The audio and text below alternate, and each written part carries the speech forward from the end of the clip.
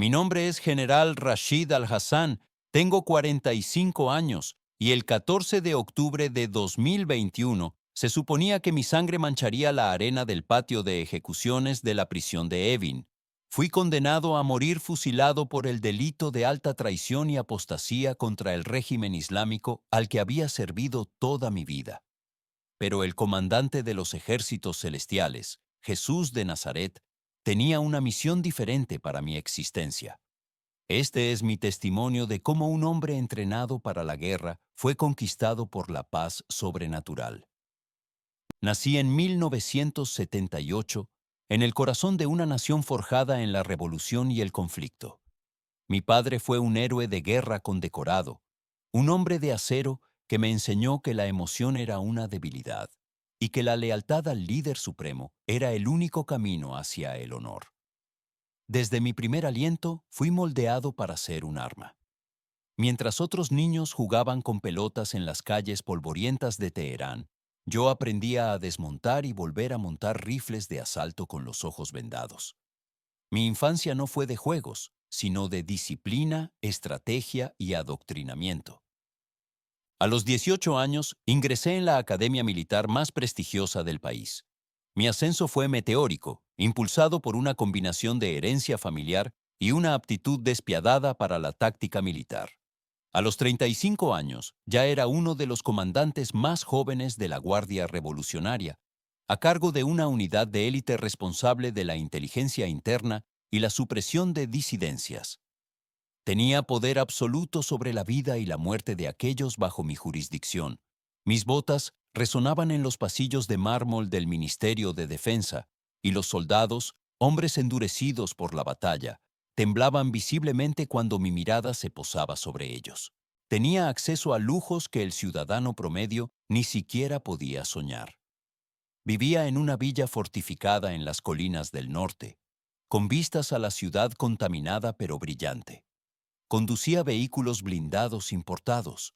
Tenía sirvientes que anticipaban mis deseos y cuentas bancarias llenas de bonificaciones por servicios especiales al Estado. Pero déjenme contarles algo sobre el poder absoluto obtenido a través del miedo. Es un veneno que corroe los huesos. A pesar de las medallas que pesaban en mi pecho, mi interior era un desierto estéril. Había presenciado y ordenado actos que me despertaban en medio de la noche bañado en sudor frío. Interrogatorios brutales, redadas nocturnas, la destrucción de familias enteras por la sospecha de sedición. Me decían que era por la seguridad de la nación, por la gloria de Dios. Pero cada vez que miraba el techo oscuro de mi habitación, me preguntaba, si estamos haciendo la obra de Dios, ¿por qué mi alma se siente tan condenada? El vacío en mi pecho no era solo silencio, era un grito ahogado que nadie, ni siquiera yo, se atrevía a escuchar. Mi educación religiosa fue tan estricta como mi entrenamiento militar. Memorizaba los textos sagrados no para encontrar consuelo, sino para usarlos como justificación legal para mis acciones. La religión era una herramienta de control, un sistema de logística espiritual donde la obediencia garantizaba el paraíso y la duda garantizaba el infierno. Realizaba mis oraciones con la precisión de un reloj suizo, postrándome en dirección a la Meca, pero mis palabras rebotaban en el techo. No sentía ninguna conexión divina, solo el frío deber de un soldado reportándose ante un comandante invisible y distante. Durante las oraciones de los viernes, mientras el imán gritaba consignas de odio contra Occidente y los infieles, yo observaba a las masas repetir los cánticos. Veía la ira en sus ojos, pero también el miedo. Y me preguntaba, ¿es esto todo lo que Dios ofrece? ¿Odio perpetuo y guerra eterna? La policía moral, que operaba bajo mi supervisión indirecta, arrestaba a mujeres por mostrar un centímetro de cabello o a jóvenes por escuchar música prohibida. Yo firmaba las órdenes de detención convenciéndome de que mantenía el orden moral. Sin embargo, la hipocresía del sistema me asfixiaba. Los mismos líderes que predicaban austeridad celebraban fiestas decadentes a puerta cerrada. A medida que ganaba más estrellas en mi uniforme, la presión se intensificaba. Mis superiores esperaban que fuera el próximo ministro de Defensa. Me veían como el sucesor perfecto, frío, eficiente, sin familia que me distrajera, ya que había sacrificado mi vida personal por la carrera. Me sentía como un tanque de guerra, blindado por fuera, pero claustrofóbico y lleno de maquinaria explosiva por dentro. Hazte esta pregunta. ¿Alguna vez has llegado a la cima de la montaña que pasaste toda la vida escalando, solo para darte cuenta de que no hay nada allí arriba más que aire frío y soledad? Esa era mi realidad.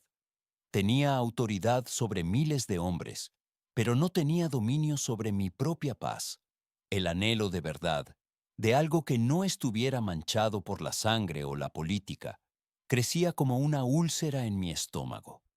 En febrero de 2020, lideré una operación de contrainteligencia en un barrio residencial de clase media. Nuestros informes indicaban que una célula subversiva operaba desde el sótano de una casa modesta.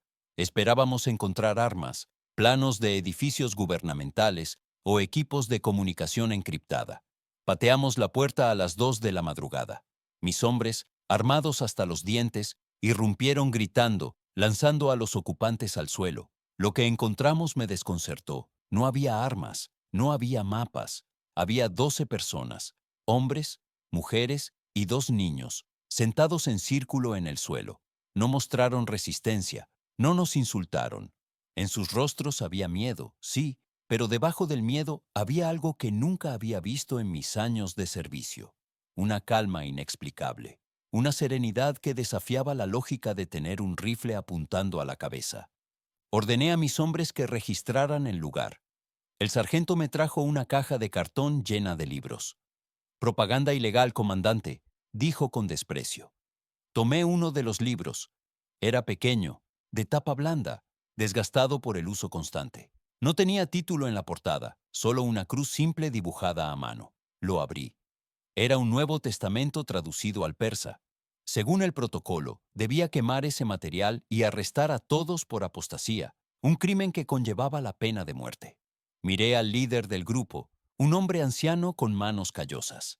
Me miró a los ojos y en lugar de suplicar por su vida, dijo, «Comandante, puede encadenar nuestros cuerpos, pero la verdad ya nos ha hecho libres». Esa frase me golpeó más fuerte que cualquier bala. En un momento de locura, o quizás de curiosidad divina, ordené a mis hombres que se llevaran a los prisioneros, pero deslicé ese pequeño libro en el bolsillo interior de mi chaqueta militar, justo al lado de mi corazón. Esa noche, en la soledad de mi búnker personal, un lugar seguro donde nadie podía entrar sin mi autorización biométrica, saqué el libro. Mis manos, que no temblaban al desactivar explosivos, temblaban ahora al sostener esas páginas prohibidas. En mi país, poseer esto era traición. Yo, el cazador de traidores, me había convertido en uno al no destruirlo. Abrí el libro al azar. Mis ojos cayeron en Mateo 5:44. Pero yo les digo, amen a sus enemigos y oren por quienes los persiguen. Me quedé paralizado. ¿Amar a los enemigos? Todo mi entrenamiento, toda mi vida, se había basado en destruir a los enemigos.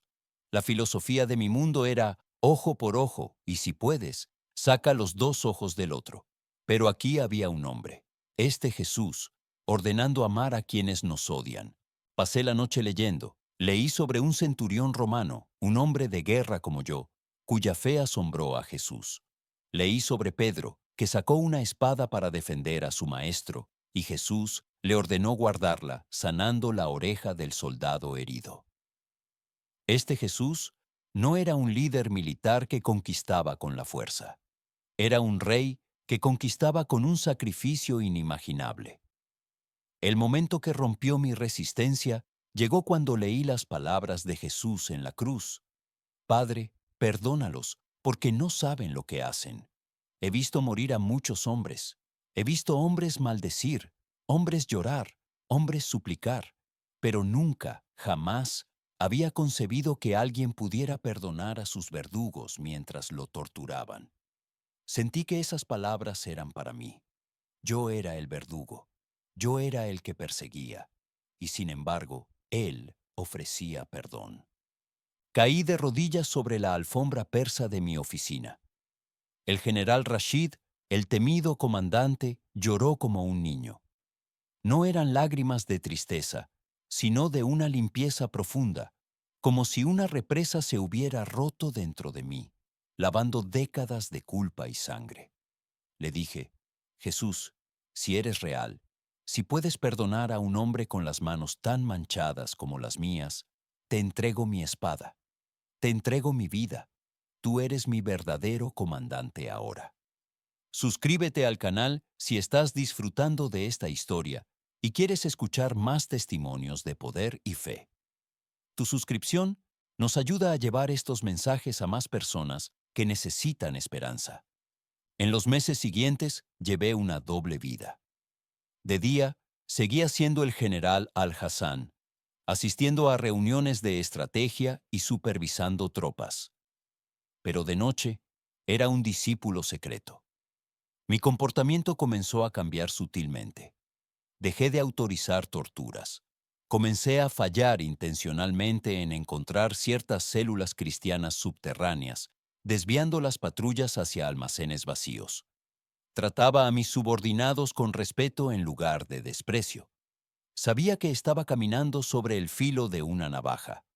La contrainteligencia de nuestro régimen es paranoica y omnipresente. Tenía un rival, el coronel Jafar, un hombre ambicioso que codiciaba mi puesto. Jafar había notado mis cambios. Notó que ya no asistía a las ejecuciones públicas con el mismo fervor. Notó que pasaba horas encerrado en mi oficina. El 20 de septiembre de 2021, el desastre golpeó. Había salido brevemente de mi oficina para atender una llamada urgente del ministerio y cometí el error fatal de dejar mi caja fuerte entreabierta por un descuido, algo que jamás hacía. El Nuevo Testamento estaba allí, junto con un diario donde había escrito mis oraciones y reflexiones sobre Cristo. Cuando regresé, Jafar estaba sentado en mi escritorio, con el libro en una mano y mi diario en la otra. Una sonrisa de triunfo retorcida cruzaba su rostro. Detrás de él estaban 4 agentes de la Unidad de Asuntos Internos, con sus armas desenfundadas apuntándome al pecho. General Rashid, dijo Jafar con voz suave y venenosa. Siempre sospeché que te habías ablandado. Pero esto es más que debilidad. Esto es traición al Estado, al profeta y a la revolución. No intenté resistirme. Sabía que en ese momento cualquier lucha física era inútil. Sentí una extraña paz, la misma paz que había visto en los ojos de aquellos cristianos meses atrás. Es la verdad, Jafar, dije con firmeza, y es la única verdad que importa. Me golpearon allí mismo, me arrancaron las insignias de mi uniforme, una deshonra pública diseñada para quebrantar mi espíritu. Me esposaron y me sacaron del edificio con una bolsa negra sobre la cabeza, desfilando ante los mismos soldados que horas antes me saludaban con reverencia. Fui llevado a la prisión de Evin, al ala 209, la sección notoria controlada por el Ministerio de Inteligencia para prisioneros políticos y de seguridad nacional. Mi celda era un ataúd de hormigón, sin ventanas, con una luz blanca encendida las 24 horas del día para hacerme perder la noción del tiempo. El interrogatorio fue brutal. No buscaban información militar. Yo la había dado toda en mis años de servicio. Querían que renunciara a Jesús. Querían que admitiera que era un espía sionista o un agente de la CIA, porque no podían concebir que un general se convirtiera al cristianismo por fe genuina. Utilizaron técnicas que yo mismo había ayudado a diseñar: privación de sueño, posiciones de estrés, descargas eléctricas. Durante 3 semanas, mi cuerpo fue un mapa de dolor. Pero algo milagroso sucedía. Cada vez que el dolor se volvía insoportable, sentía una presencia a mi lado. No estaba solo en esa sala de tortura. Podía susurrar salmos entre los gritos. Aunque ande en valle de sombra de muerte, no temeré mal alguno, porque tú estarás conmigo. El juicio fue una farsa, un tribunal militar a puerta cerrada. El juez era un antiguo mentor mío, el general Bahidi. Me miró con una mezcla de odio y decepción. No me permitieron abogado. Las pruebas eran mi Biblia y mi diario. Rashid al-Hassan, tronó la voz del juez. Has traicionado tu juramento. Has traicionado a tu sangre. Has abrazado la idolatría de los occidentales. Te retractas de tu fe en el falso profeta Jesús y juras lealtad nuevamente al Islam. Me puse de pie, con las costillas rotas y el rostro hinchado, pero con la espalda recta como el soldado que era. General Bajidi, respondí, y mi voz resonó en la sala acústica. He servido a este país con mi vida, pero mi alma pertenece a Jesucristo. No puedo negar a quien me ha dado la verdadera vida. Él no es un profeta muerto. Él es el Dios vivo, y Él lo ama a usted también. El silencio en la sala fue sepulcral. Bajidi golpeó el mazo con furia. Sentencia de muerte. Serás ejecutado por un pelotón de fusilamiento al amanecer del 14 de octubre. Que tu nombre sea borrado de los registros de nuestra historia. Fui trasladado al corredor de la muerte, a una celda de aislamiento máximo bajo tierra. La noche del 13 de octubre, las horas pasaban como gotas de plomo fundido. Sabía lo que sucedería. A las 5 de la mañana, los guardias vendrían. Me vendarían los ojos, me atarían a un poste en el patio, y 6 balas acabarían con mi carrera terrenal. Piensa en lo que sentirías. Miedo, pánico. Humanamente estaba aterrorizado. Mi cuerpo temblaba ante la perspectiva del impacto de las balas, pero mi espíritu estaba anclado. Me arrodillé en el suelo frío y húmedo de la celda. Señor Jesús, oré. Estoy listo para ir a casa. Si mi muerte sirve para glorificarte, que así sea. Pero si todavía tienes batallas para que yo luche en esta tierra, entonces estoy a tus órdenes. Hágase tu voluntad. Eran las 3 de la madrugada. El silencio de la prisión era absoluto, roto solo por el goteo lejano de una tubería. De repente, la atmósfera cambió. El aire se volvió denso, cargado de electricidad estática. Los pelos de mis brazos se erizaron. Una luz comenzó a formarse en el centro de mi celda. No venía de la bombilla del techo.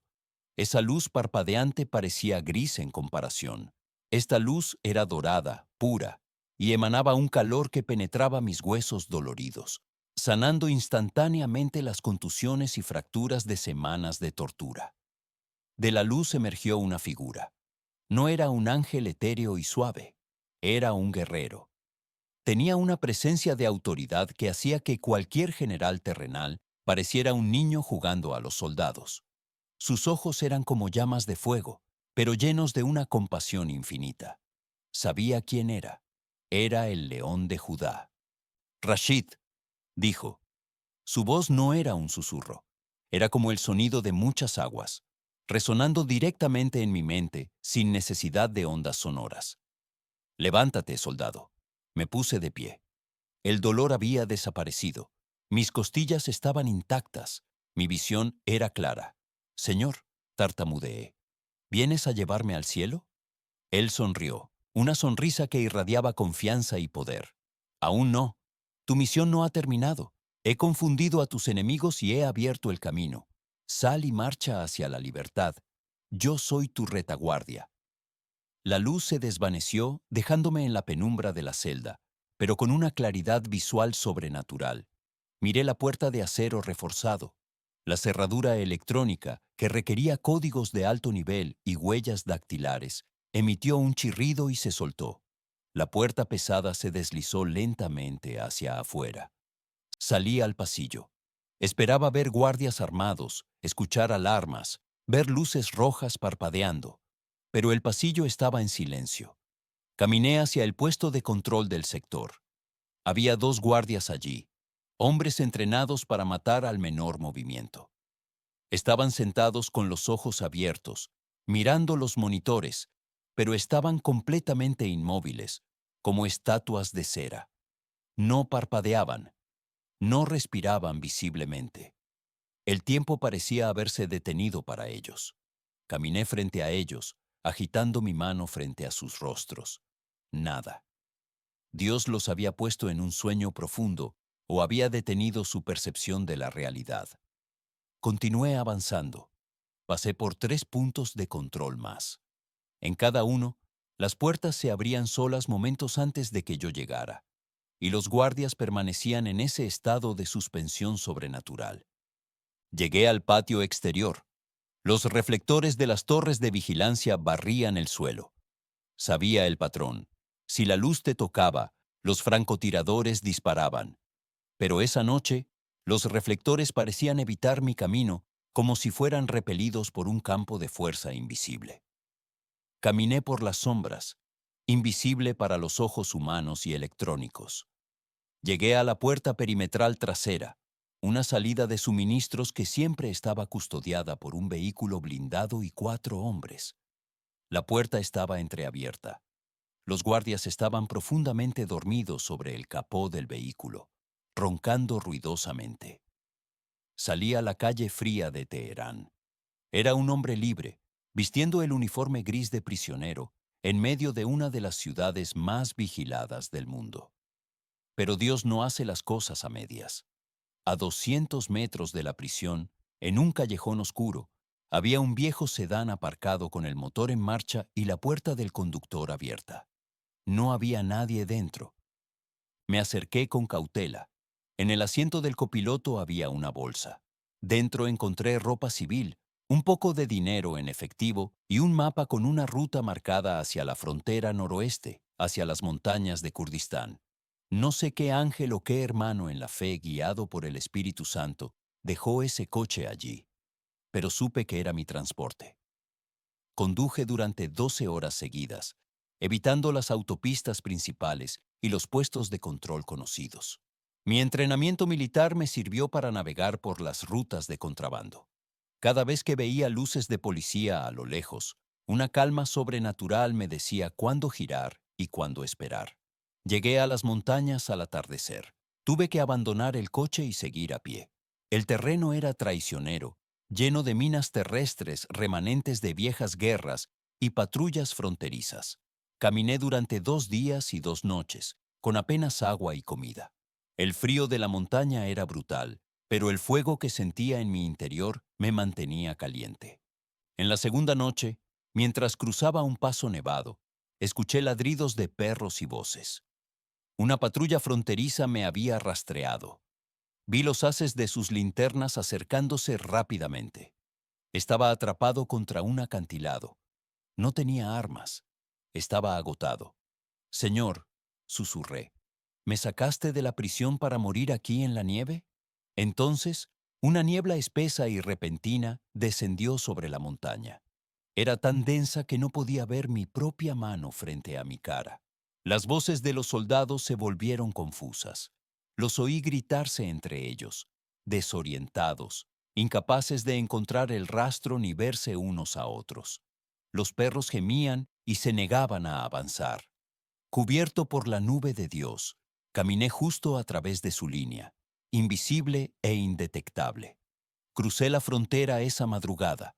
Cuando la niebla se levantó, estaba en territorio seguro, lejos de la jurisdicción del régimen.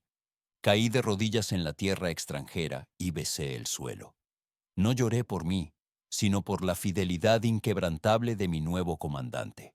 Había escapado de la fortaleza más segura de mi país, no con balas ni bombas, sino con el poder del nombre de Jesús. Logré contactar con organizaciones cristianas internacionales que me ayudaron a trasladarme a un lugar seguro en Europa. La transición no fue fácil. Pasé de ser un general temido a ser un refugiado anónimo. Tuve que aprender un nuevo idioma, nuevas costumbres y vivir con la amenaza constante de que los agentes del régimen pudieran encontrarme. Hay una sentencia de muerte, fatwa, sobre mi cabeza que nunca expirará, pero la vida que gané es infinitamente superior a la que perdí. 6 meses después de mi llegada, fui bautizado en el Océano Atlántico. Mientras las aguas frías cubrían mi cabeza, enterré al general Rashid, el hombre de guerra y sangre, y emergí como un siervo de la paz, un soldado en el ejército del amor. Hoy estudio teología y estrategia misionera. Utilizo mis conocimientos sobre estructura y organización para ayudar a coordinar redes de apoyo para la iglesia perseguida en mi país natal. Dios ha convertido mi experiencia militar en una herramienta para expandir su reino. He tenido el privilegio de hablar con otros ex militares y ver cómo sus corazones de piedra se rompen ante el Evangelio. La pérdida de mi estatus, mi riqueza y mi poder terrenal es un precio pequeño. Mis antiguos colegas me llaman traidor. Mi familia ha renegado de mí, pero he encontrado una familia más grande en la fe, hermanos y hermanas que darían su vida por mí, no por obligación, sino por amor. Te pregunto a ti, que escuchas esto desde la seguridad de tu hogar o quizás desde un lugar de lucha. ¿Quién es tu comandante? ¿A qué le estás entregando tu lealtad? El mundo te promete poder, reconocimiento y seguridad, pero son ilusiones que se desvanecen cuando enfrentas la eternidad. Jesús no es solo una figura religiosa para decorar una pared.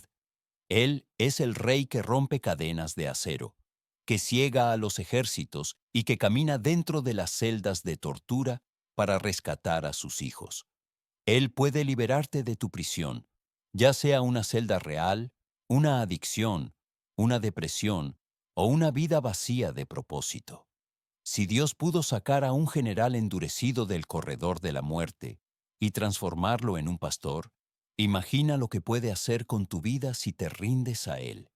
No se necesita un rango militar para servirle, solo un corazón dispuesto a decir, Señor, aquí estoy. Jesús está vivo. Lo vi en esa celda. Lo siento ahora mismo mientras escribo esto. Y Él te está esperando. Suscríbete si crees que Dios existe y que sigue haciendo milagros hoy. Deja un comentario si quieres que oremos por ti. Nos vemos en el próximo testimonio de fe.